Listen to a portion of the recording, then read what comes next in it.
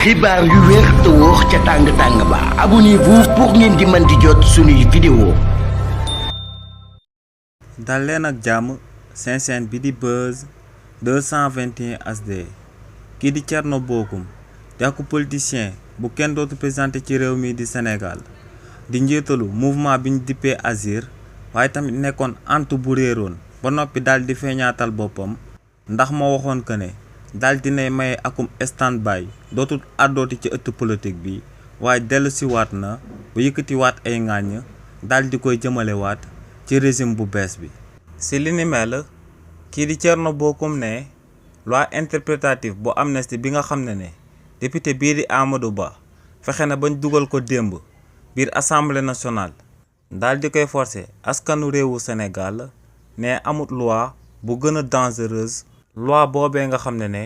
waa parti bii di Pastef daal dinañ koy imposer waa réewu Sénégal te ne lu leer ba am moom mooy que ne loi interprétative bu amnistie bi waa parti bii di Pastef dañ koo daal di amal ngir daal di setal bandi yi nga xam ne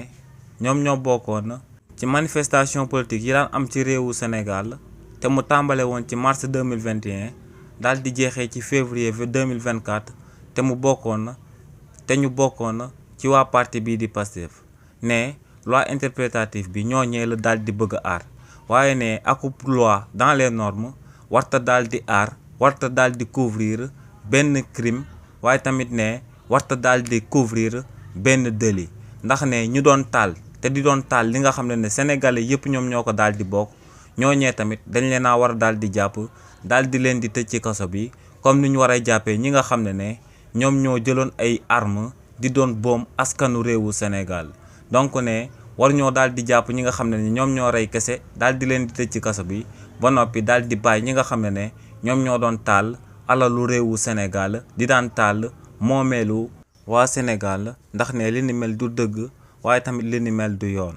xibaar yu wér te wóor ca tàng-tàng ba abonnez-vous pour ngeen di mën di jot suñuy vidéo.